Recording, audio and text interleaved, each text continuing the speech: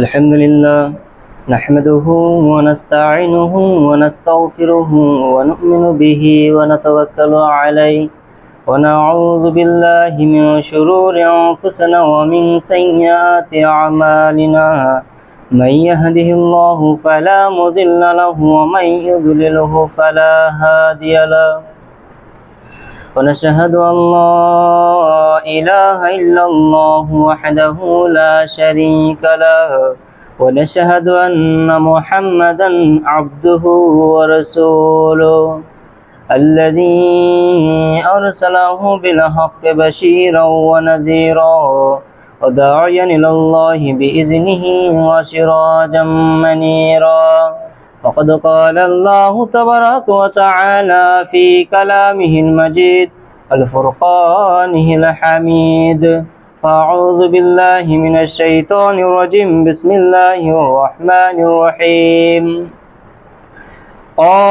قاف القرآن المجيد بل عاجبوا أن جاءهم منذر منهم فقال الكافرون هذا شيء عجيب أإذا متنا وكنا ترابا ذلك رجع بعيد আলহামদুলিল্লাহ যাবতীয় প্রশংসা সেই মহান আল্লাহ পাকের জন্যই, যিনি আমাদের ত্রাণকর্তা, যিনি আমাদের পালনকর্তা। জগতে যাহা কিছু আছে একমাত্র আল্লাহ সুবহানাহু ওয়া তাআলার জন্যই। কাজেই তার প্রশংসা করে আমরা শেষ করতে পারি না। তাই ছোট্ট একটি বাক্যের দ্বারা সমর্পণ করে নিচ্ছি, সকলে বলে আলহামদুলিল্লাহ। তারপরে বলে বিশ্বনবী আহমদ মুস্তাফা মুহাম্মদ মুস্তাফা সাল্লাল্লাহু আলাইহি সাল্লামের উপর শত সহস্র দরুদ ও সালাম বর্ষিত হোক, সকলে বলি সাল্লাল্লাহু আলাইহি সাল্লাম। আমরা আলোচনা করতেছিলাম জুলুম সম্পর্কে। আমরা জুলুমের যে ব্যাখ্যা বা জুলুমের সাথে যা জড়িত তা কিছু হলো বুঝতে পেরেছি যে কোনগুলো কাজকে জুলুম বলে। এখন কথা হলো যে যে জুলুম আমাদের উপরে চলতেছে বা এই জুলুম যে চলতেছে, এই জুলুমকে আল্লাহ সুবহানাহু ওয়া তাআলা থামাচ্ছেন না, এটাও এখানেও কি একটা কারণ রয়েছে। তা হলো কি যে আল্লাহ রাসূল সাল্লাল্লাহু আলাইহি ওয়াসাল্লাম বলেছেন, ইন্নাল্লাহা লা ইউমলি লিজ-জালিমি, নিশ্চয় আল্লাহ জালিমকে সুযোগ করে দেন আপনার জুলুম করার জন্য। ইন্নাল্লাহা লা ইউমলি লিজ-জালিমি, নিশ্চয় আল্লাহ জালিমকে জুলুম করার জন্য সুযোগ করে দেয়, তার ক্ষমতা বাহাল রাখে, জুলুম করাকে বাহাল রাখে। ফাইজা আখাযাহু লাম ইফলিতহু, এবং যখন আল্লাহ ধরেন তখন ধরার মতন ধরেন। এই যে হাদিস আর এই যে বাক্যটি যে আল্লাহ নবী বলেছেন যে কি, যে নিশ্চয় আল্লাহ জালিমের যে জুলুম এটা বাহাল রাখেন। জালিম জানি কি করতে পারে, আপনার জুলুম করতে পারে। যে ব্যাখ্যাটা গত জুমায়ও আমরা বলেছিলাম যে কি, যে এই যে মানুষ শাস্তি দেয়, মানুষকে যে জালিমরা শাস্তি দেয়, এজন্য শাস্তি দেয়। আর এজন্য আল্লাহ সুবহানাহু ওয়া তাআলা একটু সময় দেয় যাতে করে ওই যে আল্লাহর যে জাহান্নাম আছে, ওই যে আল্লাহর যে শাস্তি রয়েছে, যে ইন্না আযাবা রাব্বিকা কানা মাহযুরা, যে আল্লাহর যে আযাব ভয় করার মতন আযাব, ওই আযাবে যাওয়ার জন্য একজন যে আপনার যোগ্য হতে হবে, ওই যোগ্য হওয়া পর্যন্ত আল্লাহ সুবহানাহু ওয়া তাআলা তাকে সুযোগ দেন যে কি তুমি আর কিছু কি করো, জুলুম করো, আর কিছু জুলুম করো, যখন আমি তোমাকে ধরবো তখন আর তোমাকে আমি ছাড়বো না। এখন কথা হলো যে আমরা খালি মনে করি যে সরকার যখন আমাদেরকে জুলুম করে এটা বোধহয় জুলুম, কিন্তু আমরা আমাদের যে আশেপাশে যে সব লোক রয়েছে, এই লোকদেরকে যে আমরা জুলুম করি এ কথা কিন্তু আমরা কখনো ভাবি না। তার জমি জায়গা হোক, আমার ক্ষমতা দেখিয়ে তার জমি জায়গা আমি লুটে নিলাম, আমার ক্ষমতা দেখিয়ে তাকে অপমান করলাম, এই যে জুলুম করতেছি। আপনি তো মনে মনে ভাবতেছেন যে ওই লোকটা আমাকে কি বলবে, আমার উপর তো কথা করার সাহস আছে নাকি, আমি একজন দামি মানুষ, আমি একজন অঞ্চলে নামি দামি মানুষ, আর আমার উপরে এই লোকটি কথা বলবে, এটা হতেই পারে না। তো এই ব্যক্তি আমাকে দেখে ভয় পায়, কাজে একে আমার ক্ষমতা দেখাতে হবে। এই যে আমরা মানুষের উপরে ছোট মোটো কাজে আমরা জুলুম করে থাকি, এটাও কিন্তু ওই জুলুমের সাথেই আপনার মিল থাকার একটি কাজ। ওই জুলুমই মূলত এই জুলুম হতে পারে ভিন্ন ধরনের। কাজে আমরা মনে করব না যে সরকার এক জুলুম করবে এটা ভিন্ন জুলুম, আর আমরা জুলুম করবো এটা ভিন্ন জুলুম, আমাদেরটা জায়েজ আর সরকার করলে এটা না জায়েজ, এরকম না কিন্তু বিষয়টা। কাজে আমাদেরকে কি করতে হবে, আমাদেরকে সব সময় ভালো মানুষ হয়ে থাকতে হবে। আমার দ্বারাই যেন কোনো মানুষ জুলুম প্রাপ্ত না হয়, আমার দ্বারাই যেন কোনো মানুষ কষ্ট না পায়, এই ক্ষেত্রে আমাদেরকে খেয়াল রাখতে হবে। কেননা এই জন্য মুহাম্মদ রাসূলুল্লাহ সাল্লাল্লাহু আলাইহি ওয়াসাল্লাম বলেছেন, মান কানাত ইনদাহু মাজলামাতুন লি আখিহি মিন ইরজিহি আও মিন শাইইন, যে ব্যক্তির দুনিয়াতে জুলুম থেকে যায়, যে ব্যক্তির দুনিয়াতে জুলুম থেকে যায়, হতে পারে কাউকে ধমক দেয়, দেখেন ব্যাখ্যা, হতে পারে কাউকে আপনি ধমক দিয়েছেন, এটাও জুলুম, হতে পারে আপনি কাউকে মেরেছেন, এটাও জুলুম, হতে পারে আপনি কাউকে আপনার কারোর ধন সম্পদ আপনি জোর দেখিয়ে সেটা আপনি আত্মলুণ্ঠন করে নিয়েছেন, ওইটাও জুলুম, হতে পারে আপনার কথার দ্বারায় একটি সত্য আপনার চেপে রয়েছে, ওইটাও জুলুম। তো এই যে কাজগুলো রয়েছে, এই কাজগুলো যদি দুনিয়াতে থেকে যায়, কে বলছে?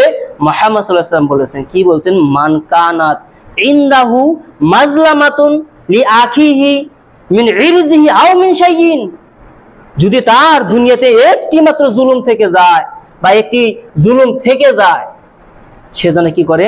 ফাল ইয়াতাহাল্লাহু মিনহুল ইয়াউম, সে যেন আজই কি করে? তার ভাইয়ের কাছ থেকে মাপ চেয়ে নেয়। যার সাথে আপনি জুলুম করেছেন তার কাছে আপনাকে যেতে হবে, গিয়ে বলতে হবে যে ভাই আমি ভুলক্রমে তোমাকে ধমক দিয়েছিলাম, আমাকে মাফ করে দাও। ভাই আমি ভুলক্রমে তোমাকে মেরেছিলাম, আমাকে মাফ করে দাও। ভাই আমি ভুলক্রমে আমি তোমার জমি দখল করে নিয়েছিলাম, ওটা আমি তোমাকে ফিরিয়ে দিব, আমার ভুল হয়েছে, আমি মাফ চাই, তুমি আমাকে ক্ষমা করে দাও। মুহাম্মদ সাল্লাল্লাহু আলাইহি ওয়াসাল্লাম এটাই বলছেন, সেজন্য কি করে? আজই তার কাছে গিয়ে ক্ষমা চেয়ে নেয়। ওই দিন আসার পূর্বে, কোন দিন আসার পূর্বে? যেদিন আল্লাহ ইয়াকুনা দিনারু ওয়ালা দিরহাম, যেদিন কোনো টাকা থাকবে না, কোনো পয়সা থাকবে না, ধন দৌলত সম্পত্তি থাকবে না, ওই দিন আসার পূর্বে। অর্থাৎ আপনি যখন মৃত্যুবরণ করবেন, মৃত্যুবরণ করার পরে যখন আল্লাহর দরবারে আপনি উপস্থিত হবেন, ওই দিন কিন্তু আপনার টাকা থাকবে না, ওই দিন আপনার ধন সম্পদ থাকবে না। তো মুহাম্মদ সাল্লাল্লাহু আলাইহি ওয়াসাল্লাম বলছেন, ও লোকেরা শুনো, তুমি যদি তোমার দ্বারা যদি কারোর উপরে জুলুম হয়ে থাকে, তুমি যদি কাউকে জুলুম করো, এই যে মৃত্যু রয়েছে, মৃত্যু আসার পূর্বে কি করে নাও? তার কাছ থেকে ক্ষমা চেয়ে নাও। কেননা যদি একবার মৃত্যু এসে যায়, না তোমার টাকা রয়েছে, না তোমার ধন সম্পদ রয়েছে, তুমি কি দিয়ে তার কাছ থেকে পরিত্রাণ পাবা? আর যদি বাই চান্স তুমি তার কাছে ক্ষমা না চেয়ে আমার কাছে চলে আসো অথবা মৃত্যুবরণ করো, তাহলে ওই দিন কি করা হবে জানো? ওই দিন তোমার নেকি যার সাথে তুমি জুলুম করেছিলে তাকে দিয়ে দেওয়া হবে। তোমার নেকি যার সাথে তুমি জুলুম করেছো তাকে দিয়ে দেওয়া হবে। যদি যদি তোমার নেকি থাকে, এটা হতেই পারে না। একজনকে আপনি নেকি দিয়ে দিবেন আর আপনার নেকি থাকবে, কোনো মানুষ নেকি দ্বারা জান্নাতে যেতে পারে না। পৃথিবীতে যত লোক এসেছে প্রত্যেকটা মানুষ যদি জান্নাতে যেতে চায়, তাহলে আল্লাহর দয়ার দ্বারা জান্নাতে যেতে পারবে, কোনো মানুষ নেকি দ্বারা জান্নাতে যেতে পারবে না। তাহলে এই যে বাক্যটি, যে তোমার নেকি তাকে দিয়ে দেওয়া হবে, এর মানে আপনি এইটা চিন্তা করবেন না কোনোদিন যে আমার নেকি থাকলে ওই নেকিতে আমি জান্নাতে যেতে পারবো। আপনার গোটা নেকি দিয়েই আপনি জান্নাতে যেতে পারবেন না। আর আপনার ওই ভাইকে যখন আপনার নেকি দিয়ে দেওয়া হবে জুলুমের কারণে, আপনি জান্নাতে যাবেন এটা চিন্তাই করেন না। তো আল্লাহ নবী বললেন যে তোমার নেকি তাকে দিয়ে দেওয়া হবে। যদি তোমার নেকি না থাকে, নেকি তো দিব, লোকটির সাথে এমন জুলুম করলাম যে 200 কোটি নেকি দিতে হবে, এখন আপনার 200 কোটি নেকি নাই, তখন ওই লোকটির পাপ তার উপরে চাপিয়ে দিয়ে তাকে জাহান্নামে দেওয়া দেওয়া। চিন্তা করেছেন? এই জন্য আল্লাহ নবী যে বলছেন যে কি আজই তুমি কি করো, যার সাথে তুমি জুলুম করেছো তার কাছে গিয়ে ক্ষমা চাও, মাপ চাও। এখানে লাজের কোনো, শরমের কোনো কথা নাই যে আমি তার সাথে জুলুম করছি আর এটা তার কাছে গিয়ে মাপ চাবো, আমার ইজ্জতের হানি হবে, আমার সম্মান যাবে, এটা কি করা হয়? অমুক দিন তো আমি ভুল করেছি, অমুক কাজ আমি ভুল করেছি, এটা হতে পারে না। একজনে মাটি মাপতে গিয়েছিল, তো এখানে গিয়ে আমি মাতবরি করে তার উপরে জুলুম করে দিয়েছি। যে ব্যক্তি দুর্বল তাকে আমি আমার কথার দ্বারাই তাকে জুলুম করে দিয়েছি, যদি আমার কোনো ফায়দা নাই, কিন্তু অন্যজনকে খুশি করতে গিয়ে আরেকজনের উপর আমি জুলুম করে দিলাম। এই যে মূল বিষয়, ওই মাতবর যেন আজই যার উপরে জুলুম করেছে, ওই মাতবর যেন আজই তার কাছে গিয়ে উপস্থিত হয়, উপস্থিত হয়ে তারা হাত ধরে বলে নেয় যে ভাই আমি ভুল করেছি, ওই দিন আমি এই এই কাজ করে তোমার উপরে জুলুম করেছি, তুমি আমাকে মাফ করে দাও। যদি ওই জুলুমকারী তার কাছে গিয়ে মাফ চায়, আর যে জুলুম আপনার জুলুম হয়েছে, যার উপরে জুলুম হয়েছে, ওই ব্যক্তি যদি তাকে মাফ না করে, এই ব্যক্তি জান্নাতে যেতে পারবে না। কাজে আজই তার কাছে গিয়ে আপনার মাফ চাইতে হবে, না হলে কিন্তু বিষয়টি ভয়াবহ হয়ে যাবে। এই ক্ষেত্রে আমাদেরকে গুরুত্ব দিতে হবে। আমরা অনেকেই ভাবি যে এইভাবে দুনিয়াতে চলি, আমার ক্ষমতা আমি দেখাবো, তার ক্ষমতা সে দেখাবে, কে জিতবে, কার উপরে জুলুম করা হলো, কাকে খুশি করা হলো, ওইগুলো বিষয় দেখার আমার দরকার নাই, কারণ আমার যাকে দরকার তাকে খুশি করালেই আমি জয়ী। বিষয়টি এইভাবে দুনিয়াতে চলতেছে, এইভাবে দুনিয়াতে চলতেছে।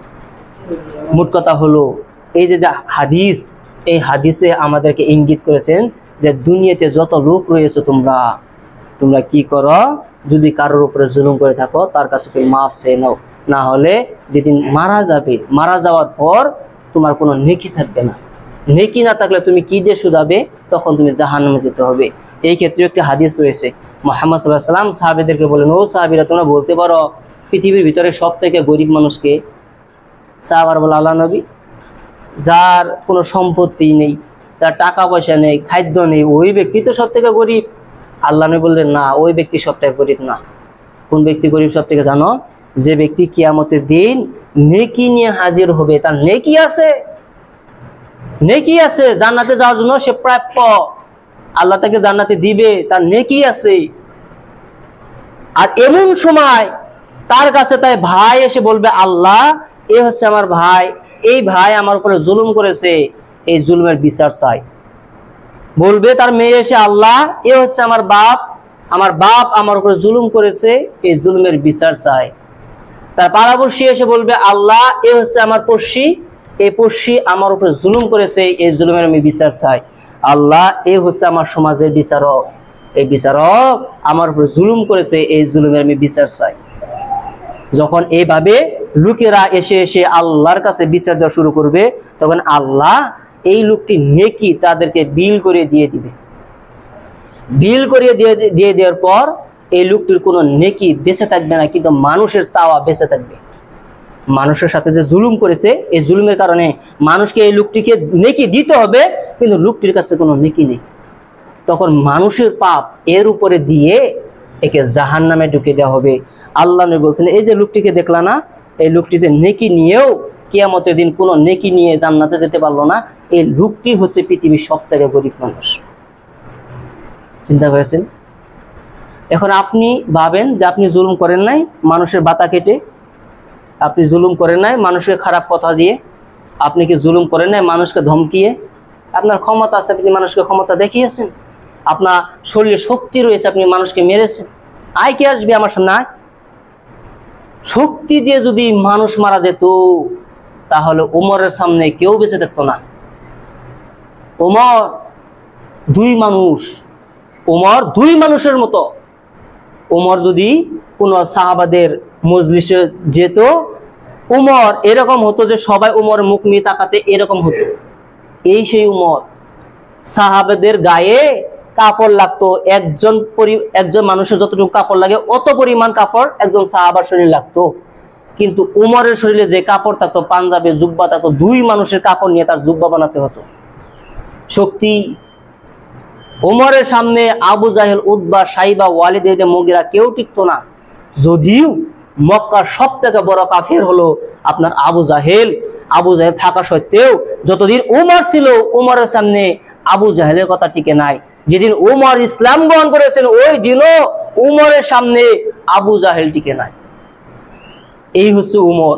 ওমর যদি ইচ্ছা করতো মানুষকে মেরে মেরে সব ঠিক করে দিতে পারতো না। ইসলামে নীতিরম রয়েছে, ইসলামে রয়েছে তুমি কারো উপরে জুলুম করতে পারবে না। প্রত্যেকটা বস্তুর নিয়ম আছে, নীতি আছে, নীতি অনুযায়ী কাজ করতে হবে। এই ক্ষেত্রে আরো অনেক হাদিস রয়েছে। মুহাম্মদ রাসূলুল্লাহ সাল্লাল্লাহু আলাইহি ওয়াসাল্লাম বলেছেন যে মানা আনা আলা খুসুমাতিন বিজুল। যদি কোনো মানুষ জুলুমমূলক মামলায় কাউকে হেল্প করে থাকে, সহায় করে থাকে, মান আনা আলা খুসুমাতিন বিজুল, যদি কোনো ব্যক্তিকে আপনার জুলুমমূলক মামলায় সহযোগিতা করে থাকে, হতে পারে আপনার কোর্ট কাছারিতে মামলায় একজন লোকের দোষ নাই, তো টাকা পয়সা কিছু দিছে, উকিলে এখন যে ব্যক্তির উপরে জুলুম করা হয়েছে তার বিরোধিতা, অর্থাৎ তাকে যেন ফাঁসানো যায়, তাকে যেন আরো জুলমিত করা যায়, এই জন্য ওই যে আসামির পক্ষ হয়ে যাকে জুলুম করা হয়েছে তাকে আরো অপমানিত, লাঞ্ছিত করার জন্য হেল্প করেছে, সহায় করেছে। আল্লাহ নবীর ভাষাটা দেখেন, কোনো ব্যক্তি উপরে জুলুম করা হয়েছে, এই জুলুমমূলক কাজে সহায় করেছে, হতে পারে এই ক্ষেত্রে, হতে পারে আপনার বিচার করে, হতে পারে আপনার বুজুর্গ হয়ে, হতে পারে অঞ্চলের সব থেকে আপনার বড় মাতবর হিসেবে, হতে পারে সমাজের মাতবর হিসেবে জড়িত, হতে পারে তৃতীয় পক্ষর মানুষ হয়ে, দুই পক্ষ রয়েছে, আমি তৃতীয় পক্ষর মানুষ, আমি গিয়ে এটা মিলিয়ে দিব, তো এই পক্ষর মানুষ হয়ে, হতে পারে পুলিশ হয়ে, হতে পারে আর্মি হয়ে, হতে পারে দল করে, হতে পারে রাজনীতি করে, যদি কোনো ব্যক্তি জুলমূলক কাজে সহায় করে। এই যে উচ্ছেদ চলতেছে, পুলিশরা কি সরকারের কথা শুনে হেল্প করতেছে না? আপনি ভাবছেন এই পুলিশ যদি 5 ওয়াক্ত নামাজ পড়ে, এই পুলিশ যদি 1000 বার হজ করে, এই পুলিশের জন্য এটা জায়েজ যে সরকারের কথা শুনে আমি মানুষের উপরে জুলুম করব? এই পুলিশকে যদি সে মুসলিম হয়, তাকে সঙ্গে সঙ্গে তার চাকরি ছেড়ে দিয়ে ওই কাজ থেকে ফিরে আসতে হবে। তো আল্লাহ নবী বললেন, যদি কোনো ব্যক্তি জুলমূলক মামলায় সহযোগিতা করে, আও ইউইনু আলা জুলমি, অথবা জুলুমের কাজে সহায় করে, ডাইরেক্ট জুলুমমূলক মামলায় সহযোগিতা করে অথবা জুলমে সহযোগিতা করে, অর্থাৎ আমাকে সরকার বলছে এই পুলিশ যা এটা ভেঙে দিলাম, এই পুলিশ যা এটা নিয়ে এটা করে দিলাম, ডাইরেক্ট জুলুমমূলক কাজ আমি সহায় করলাম। আল্লাহর নবী বলছেন, এই ব্যক্তি ওই কাজ থেকে যতক্ষণ পর্যন্ত ফিরে না আসে, তওবা না করে, ততক্ষণ পর্যন্ত সে আল্লাহর গজবের ভিতরে থাকে। গজব অবধারিত, গজব তার উপরে অবধারিত, সে গজবের ভিতরে পড়বে, সে গজবের ভিতরে রয়েছে, এখন পর্যন্ত ধ্বংস হয় না। এই জন্য যে আল্লাহর ওই আযাবের ভিতরে ঢোকার জন্য যতটুকু গজবের ভিতরে থাকা দরকার, যতটুকু তাকে সুযোগ দেওয়া দরকার, আল্লাহ সুবহানাহু ওয়া তাআলা তাকে অতটুকু সুযোগ দিচ্ছেন, আর কিছু কর, আর কিছু কর, তারপরে তার গোষ্ঠী শুদ্ধে নিয়ে আমার আযাবে ঢুকিয়ে দিবে। যে এখন দেখেন যে অনেক লোক রয়েছে যে মানুষের উপর জুলুম করা হয়, ধরেন যে ভাই লাগছে লেটা, এই ক্ষেত্রে এসে তৃতীয় পক্ষের মানুষে দে তোর ভাইয়ের সাথে আমার লোকে মারা বাচ্চা মার ছাড়বি না, আর টাকা পয়সা যা লাগে আমি তোর হেল্প করবো, ধর। এই যে জুলমূলক মামলায় হেল্প করলো, এই ব্যক্তি আল্লাহর গজবের ভিতরে, এই ব্যক্তি আল্লাহর গজবের ভিতরে। মসজিদে যে সমাজের প্রেসিডেন্ট রয়েছে, সেক্রেটারি রয়েছে, তার কাছে বিচার নিয়ে আসছে, এখন যার বিরুদ্ধে বিচার নিয়ে আসছে সে হচ্ছে তার ভাই। এখন এই যে ভাই, আমার ভাইয়ের বিরুদ্ধে আমি বিচার করবো, এটা হতে পারে, এটা হতে পারে না। তখন মাতবরি কি করলো জানেন? তখন করলো যে না, এটা তো এরকম হয় না, এরকম হয়েছে, বা এরকম কেটে কুটে আপনার বিচারটা শেষ করে দিল, মীমাংসা না করে তার ভাইয়ের পক্ষে রায় দিয়ে দিল, বা যে কোনো পেঁচ দিয়ে এই বস্তুটা মিটিয়ে দিল। যদি এটা ওই জালিমের উপরে জুলুম হয়ে থাকে, তাহলে তাকে কাল কিয়ামতের দিন এটার বিচার হবে। আপনি একটি কথা জানেন, সেটা কি? সেটা হলো, যদি কোনো ব্যক্তিকে জুলুম করে, ভালো করে মনে রাখেন, যদি কোনো ব্যক্তি কোনো মানুষের উপর জুলুম করে, ওই মানুষ অর্থাৎ যার উপরে জুলুম করা হয়েছে, ওই ব্যক্তির মাঝে আর আল্লাহর মাঝে কোনো পর্দা থাকে না।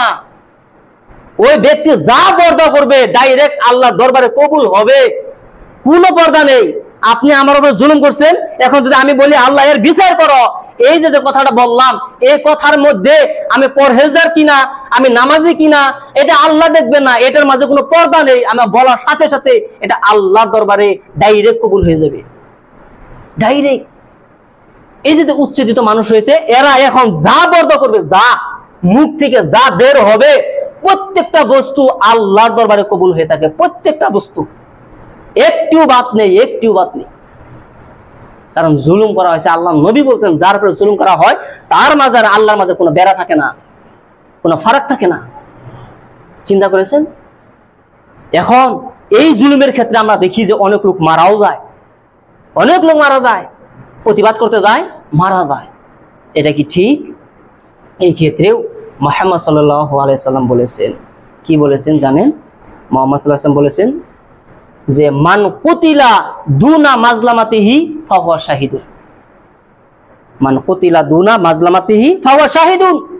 যদি কোনো ব্যক্তির উপরে জুলুম করা হয় বা কোনো দলের উপরে জুলুম করা হয়, আর ওই ব্যক্তি এই জুলুমের প্রতিবাদ করতে গিয়ে যদি ওই ব্যক্তির মারা যায়, কোনো ব্যক্তির উপরে যদি কেউ জুলুম করে আর ওই ব্যক্তি প্রতিবাদ করতে গিয়ে যদি ওই ব্যক্তি মারা যায়, ফাহুয়া শাহিদুন, এই ব্যক্তি শহীদ, এই ব্যক্তি শহীদ হয়ে যাবে। এই যে আমাদের মাদ্রাসার একটি ছেলে রয়েছে মনিরুল হুজুর, তার একটি মামুকে মেরে দিয়েছে, ডাইরেক্ট পুলিশে গুলি করে মেরে দিয়েছে।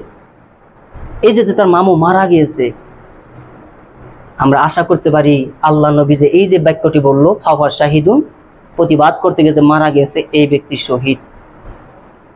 এই ব্যক্তি কাল কিয়ামতের দিন 70 জন মানুষকে বেছে বেছে জান্নাতে নিয়ে যেতে পারবে। 70 জন জাহান্নামী মানুষ, তার মা, তার বাপ, যা রয়েছে অঞ্চলে 70 জন মানুষের মুখে নাম বলা এত সহজ ব্যাপার নয়। তার মানে তার চোখে সামনে যে মানুষটা আসবে ওই মানুষটাকে এই ব্যক্তি কি সুপারিশ করে জান্নাতে নিয়ে যেতে পারবে। আল্লাহ তাকে সুযোগ করে দিবে যে তুমি শহীদ হয়েছো না আমার জন্য, তুমি কি করো, তুমি বেছে বেছে যাকে তোমার মনে হয় তুমি জান্নাতে নিয়ে যাও। জাহান্নামী মানুষ, কারণ জান্নাতি মানুষ হলে তো সে নিজেই জান্নাতে যায়, তাকে কেন নিয়ে যেতে হবে? তার মানে 70 জন জাহান্নামীকে একজন শহীদে জান্নাতে নিয়ে যেতে পারে। এখন মোট কথা হলো এই যে আমাদের আলোচনায় আমাদেরকে কি শিক্ষা দিয়েছেন, কি বুঝিয়েছেন, তা হলো যে মানুষের উপরে যদি কোনো মানুষ জুলুম করে সে যেন আজই তার ভাইয়ের কাছ থেকে মাফ চেয়ে নেয়, যতক্ষণ পর্যন্ত তার মৃত্যু না আসে। মৃত্যু আসার আগে সে যেন তার কাছে মাফ চেয়ে নেয়। আর হাদিসে ব্যবহার করা হয়েছে আজই, এই যে আজকে শুনলেন না আপনি আমার মুখ থেকে, যে কোনো ব্যক্তি যদি তার উপরে জুলুম করে থাকে সেজন্য আজই কি করে, তার কাছ থেকে মাফ চেয়ে নেয়। এই যে আমার মুখ থেকে আপনি এখন শুনলেন, এখন আপনার ভিতরে যদি ঈমান থাকে, আপনার ভিতরে যদি তাকওয়াল্লাহ, আল্লাহর ভয় থাকে, তাহলে আজই আপনার ঈমান আপনাকে বসে থাকতে দিবে না, আপনার ঈমান একটি রাত গত হতে দিবে না, আপনার ঈমান চিন্তামুক্ত থাকতে দিবে না। যদি আপনার ভিতরে ঈমান থাকে যে আমি জুলুম করছি, এখন শরমের খাতিরে আমার বড় মানুষ, আমার ইজ্জত চলে যাবে, এই যে ভয়, এই ভয় যদি আপনার থাকে তাহলে গেছেন। তার প্রমাণ অনেক রয়েছে। আপনি যতই বড় হন, উমরের থেকে বড় আপনি না। উমর বলতেছে, উমরের কাছে এসে একদল লোক বলতেছে, ও উমর, এই যে মহিলারা বিয়ার সময় এত বেশি বেশি মহারানা দাবি করে, এটা কি মানা যায়? অনেক লোকেরা তো বিয়া করার ইচ্ছাই বাদ দিয়ে দিচ্ছে, বিয়াই করবো না, মহিলারা এত কিছু দাবি করে। তো উমর বলছে, হ্যাঁ এটা তো হাসা কথা বলছো, যে এত টাকা দাবি করলে পুরুষরা কিভাবে মহারণা দিতে পারে, এটা হবে না। কি করা যায়? মহারণা কি নির্ধারিত পয়সায় হযরত উমর বেঁধে দিল যে এর পরিমাণের উপরে কেউ মহারণা দাবি করতে পারবে না। আল্লাহ নবী মৃত্যুর পরে এই ঘটনা হয়েছে যখন উমরের খলিফা, আপনার খিলাফত ছিল, খলিফা ছিল। এই কথা মসজিদের মেম্বরে বলার সাথে সাথে আপনার মহিলারা লগে লগে উমরের প্রতিবাদ করে দিল, ও উমর, তুমি কি কোরআন পড়ো নাই? তোমার কি কোরআন জানা নাই যে আল্লাহ যে কোরআনে মহিলাদেরকে ছেড়ে দিয়েছে? ও মহিলারা, তোমরা বিয়াতে তোমাদের যতটুকু চাহত রয়েছে, তোমরা যতটুকু মহারণা দাবি করতে পারো, তোমাদের দাবি করার জন্য আল্লাহ অনুমতি দিয়ে দিছে। আল্লাহ অনুমতি দেয় আর তুমি উমর বলো যে এর পরিমাণের উপরে কোনো মহিলা মহারণা দাবি করতে পারবে না, তুমি কি কোরআন পড়ো নাই?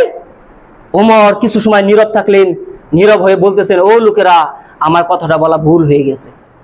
এই ওমর ওই মেম্বরে দাঁড়িয়ে, ওইখানে দাঁড়িয়ে কথা বলা শেষ, কিছু সময় নীরব, সাথে সাথে ভুলটাকে মেনে নেয়। ও তো উমর, ওই উমর, ওই উমর। কোন উমর? যে উমরের ব্যাপারে মুহাম্মদ সাল্লাল্লাহু আলাইহি ওয়াসাল্লাম বলেছেন যে আমার পরে যদি কেউ নবী হতো, আল্লাহ উমরকে নবী বানিয়ে দুনিয়ায় প্রেরণ করত। এই উমর ওই উমর যে উমরকে দেখে শয়তান পালাতো। আমাদের কাছে শয়তান আসে আর উমরকে দেখে শয়তান পলায়, ওই উমর, ওই উমর। চিন্তা করেছেন? এখন আপনি যদি ভাবেন যে না আমি তার কাছে মাপ চাবো না, আপনি হচ্ছেন অহংকারী, আর আল্লাহ অহংকারীকে ভালোবাসেন না। আপনাকে মাপ চেতে হবে, আপনি যদি ভুল হয় আপনাকে মাপ চেতেই হবে। এখন আপনাকে বলছি, যদি আপনি মাপ না চান, যদি আপনি কারোর কাছে ক্ষমা না চান, আপনার কি হবে জানেন? এটা কোনো হাদিস না। যে কথাটার কথা গত জুমায় বলেছিলাম, যে একটি কথা বলবো আপনার জীবন পরিবর্তন হবে যদি আপনি ভালোভাবে বুঝতে পারেন। এই কথাটা কি জানেন? এটা কোনো হাদিস না। আপনার ইমাম জাহাবি রাহিমাহুল্লাহ তার একটি কিতাব আল কাবাইর নামক কিতাবে একটি ঘটনা উল্লেখ করেছেন, যে ঘটনা সত্য ঘটনা, হাদিস নয়, তবে ঘটনা সত্য। তা কি জানেন? একটি লোক মাছ মেরে নদী থেকে বড় বিশাল আকারে একটি মাছ মেরেছে, এই মাছটি নিয়ে যেতেছে বাড়িতে। হঠাৎ রাস্তায় একটি বিরাট ডাকাতের সাথে দেখা হলো, অনেক শক্তিওয়ালা ক্ষমতাবান ডাকাতের সাথে দেখা হলো। ডাকাতে তাকে বললো, এই মাছটি আমাকে দিয়ে দাও, এই মাছটি আমার পছন্দ হয়ে গেছে। তখন লোকটি বললো, না না না, এই মাছটি তো আমি দিতে পারবো না, এই মাছই হচ্ছে আমার বাড়ির রিজিক। আমি এই মাছটি বাড়িতে নিয়ে যাওয়ার পর আমার বিবি খাবে, আমার ছেলে সন্তান খাবে, আমি খাবো, এই মাছ তোমাকে দিয়ে দিলে আমি কি খাবো? লোকটির কথা শুনলো না, যে মাছ মেরেছে তার কথা শুনলো না, তার উপরে শক্তি কাটিয়ে জোর খাটিয়ে মাছটিকে নিয়ে নিল। নিয়ে যাওয়ার সাথে সাথে রাস্তায় মাছটি নিয়ে যাচ্ছে ওই ডাকাতে, রাস্তায় হঠাৎ কি হলো, আল্লাহর আদেশে মাছটি তার একটি আঙ্গুলে কামড় মেরে দিল।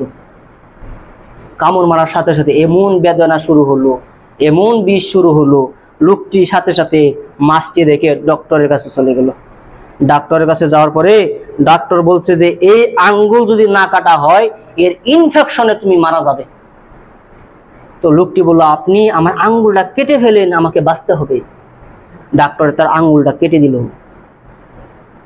কিছুদিন ভালো গেল, 7-10 দিন পরে পুনরায় তার বেদনা শুরু হয়ে গেল। লোকটি দৌড়িয়ে ডাক্তারের কাছে চলে গেল। ডাক্তার বলল, আমি যদি তোমার কবজি পর্যন্ত না কেটে দেই তাহলে তুমি মারা যাবে। লোকটি বলল, আমাকে বাঁচতে হবে, কাজে তুমি কি করো, আমার হাতের কবজিটা কেটে দাও। তার হাতের কবজি কেটে দিল। 1 সপ্তাহ 10 দিন যেতে না যেতেই পুনরায় বিষ আরম্ভ হলো, বেদনা শুরু হলো। দৌড়িয়ে ডাক্তারের কাছে চলে গেল। ডাক্তার বলছে যে তোমার হাত কোনোই পর্যন্ত কেটে দিতে হবে, না হলে তুমি বাঁচতে পারবে না। আপনি আমার হাত কোনোই পর্যন্ত কেটে দেন, আমাকে বাঁচতে হবে। হাত কোনোই পর্যন্ত কেটে দেওয়া হলো। 1 সপ্তাহ 10 দিন না যেতে যেতেই তার পুনরায় বেদনা শুরু হয়ে গেল। লোকটি দৌড়িয়ে ডাক্তারের কাছে চলে গেল। ডাক্তার বলল, তোমার হাত পুরা বাহুটাই কেটে ফেলতে হবে, না হলে তুমি মারা যাবে। তো ডাক্তারে তার পুরা বাহুটা কেটে দিল। কেটে দেওয়ার পর এই লোকটির সাথে একজন বুজুর্গ নামাজি পরহেজগার আল্লাহওয়ালা ডাক্তারের সাথে দেখা হলো। দেখার সাথে সে লোকটি বলল যে, ও লোক, তুমি যে এই যে তোমার হাত কাটা অবস্থা এরকম ঘুরতেছ কেন? আর তুমি যে প্রত্যেক দিন রাস্তাতে যাও আর বলো যদি কোনো ব্যক্তি কারোর উপরে জুলুম করে থাকো সেজন্য আজই তার কাছে মাপ চেয়ে নেয়, না হলে আমার অবস্থা হবে। যখনই রাস্তাতে ঘুরে এই কাটা হাত নিয়ে তখনই একথা বলে, যদি কোনো ব্যক্তি কারোর উপরে জুলুম করে থাকো সে ব্যক্তি যেন আজই তার কাছ থেকে মাপ চেয়ে নেয়, না হলে তার এই অবস্থা হবে। এই কথা বলে বলে চলে যায়। তো হঠাৎ একদিন ওই যে বুজুর্গ নামাজি পরহেজগার আল্লাহ ডাক্তারের সাথে দেখা হলো। ওই ডাক্তার বললো যে তোমার প্রত্যেকটা ঘটনা, এই হাত কাটার ঘটনাটা আমাকে খুলে বলো। তখন ওই ডাক্তার কে ওই লোকটি খুলে বললো, এই ঘটনা, মাছ মেরেছিল সেটা আমি জোর দেখিয়ে নিয়ে নিয়েছিলাম, তো রাস্তায় এই ঘটনা হলো, তারপর থেকে আমার এই অবস্থা হয়ে গেল। তখন ওই ডাক্তার বললো, হায় আল্লাহ, তুমি এই কাজ করেছ, তুমি যদি এই ঘটনা আমাকে পূর্বে বলতে তাহলে তোমার হাত নয়, তোমার হাতের আঙ্গুলও কাটতে হতো না। তুমি আজই চলে যাও ওই মাছ মেরের কাছে, যে ব্যক্তি মাছ মেরেছিল তার কাছে চলে যাও, ওর কাছে গিয়ে তুমি মাপ চাও, তোমার আর আঙ্গুলও কাটতে হবে না, অপর যে হাত রয়েছে হাতও কাটতে হবে, আর কোনো কিছু কাটতে হবে না, বিষও থাকবে না, চলে যাও। লোকটি দৌড়ে চলে গেল ওই মাছ যে মেরেছিল, হ্যাঁ মাছরিয়া, ও তার কাছে চলে গেল। চলে গিয়ে বলতেছেন যে, ভাই, ওই যে তোমার উপর একদিন জুলুম করেছে মনে আছে? কবে জুলুম করেছিল? লোকটি মনে নাই। কবে জুলুম করেছিল? ওই যে তুমি যে মাছ নিয়ে নদীর পাড়ে চলে আসছিলা, আর আমি যে তোমার উপরে ক্ষমতা দেখিয়ে তোমার মাছটা নিয়ে নিয়েছিলাম, মনে আছে? ও মনে আছে, মনে আছে। তোমার এই অবস্থা কেন? কয় তারপরে দিকেই আমার এই অবস্থা। এই কথা শুনে ওই লোকটি কাঁদতেছে। তখন ওই যে ব্যক্তি জুলুম করেছে ওই ব্যক্তির হাতটা ধরে বলছে, ভাই, আমাকে মাফ করে দাও। আর তুমি এই কথা আমাকে বলো, যেদিন আমি তোমার কাছ থেকে মাছটা নিয়ে নিয়েছিলাম তুমি ওই দিন আল্লাহকে কি বলেছিলা? তখন ওই লোকটি বলতেছে, আমি ওই দিন আল্লাহকে বলেছিলাম, আল্লাহ এই লোকটি তার ক্ষমতা দেখিয়ে আমার কাছ থেকে মাছটি নিয়ে গেল, আল্লাহ তোমার ক্ষমতা একে দেখে দিও। আমার আর কিছু বরদা ছিল না। আল্লাহ এই ব্যক্তির ক্ষমতা দেখিয়ে আমাকে দুর্বল পেয়ে এই ব্যক্তি আমার মাছ নিয়ে গেল, এর ক্ষমতা আমাকে দেখালো, আল্লাহ তোমার যে ক্ষমতা আছে না ওইটা তুমি তাকে দেখিয়ে দিও। আমি এতটুকু কথা বলছিলাম। আর ভাই আমি বলছি, আমি তোমাকে আমার অন্তরের অন্তঃস্থলী থেকে আমি তোমাকে ক্ষমা করে দিলাম, আমি তোমাকে আজ ক্ষমা করে দিলাম।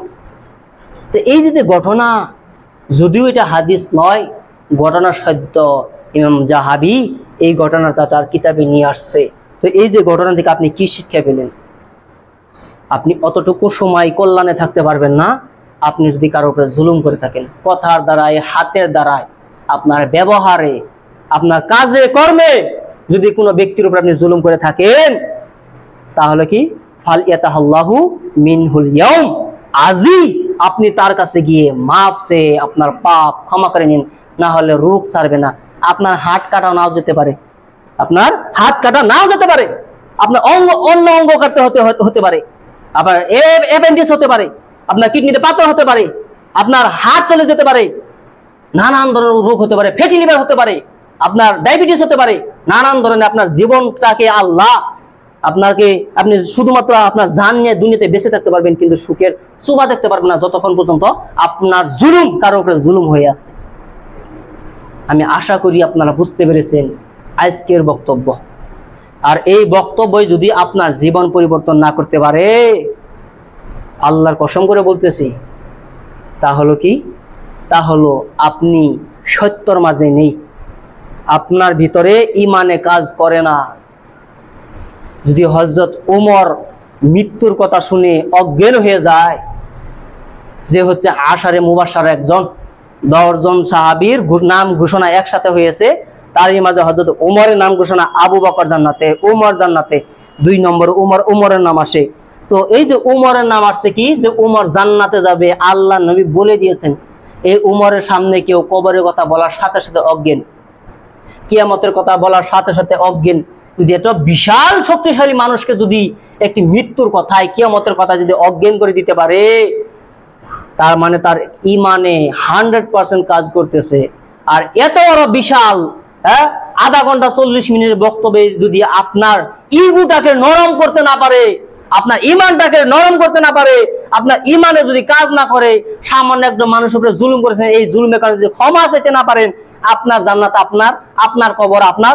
আমার দায়িত্ব আপনাকে বলে দিয়েছি, কাল কিয়ামতের দিন যেন আপনি না বলতে পারেন যে এটা আমাদের হুজুর ধরেন, কোনদিন বলে নাই যে জুলুম করলে কি শাস্তি হবে, কোনদিন বলে নাই এই হুজুরকে ধরেন, এই কথা ধরে কাল কিয়ামতের দিন আমাকে বলতে না পারেন। এই জন্য আমার দায়িত্ব আমি পালন করলাম। এখন আপনার দায়িত্ব হচ্ছে আপনি তার কাছে গিয়ে মাফ চেয়ে আপনার পাপটাকে মাফ করে নিন। আল্লাহর কাছে দোয়া করি, আল্লাহ যেন এই প্রত্যেকটা বিষয় বোঝার জন্য তৌফিক দান করেন, আমিন। আল্লাহ যেন এইসব যেসব উচ্ছেদিত মানুষ হয়েছে তাদের ঘরের ব্যবস্থা করে দেয়, আমিন। আল্লাহ যেন প্রত্যেকটা মুসলিমকে 5 ওয়াক্ত সালাত আদায় করার জন্য তৌফিক দান করেন, আমিন।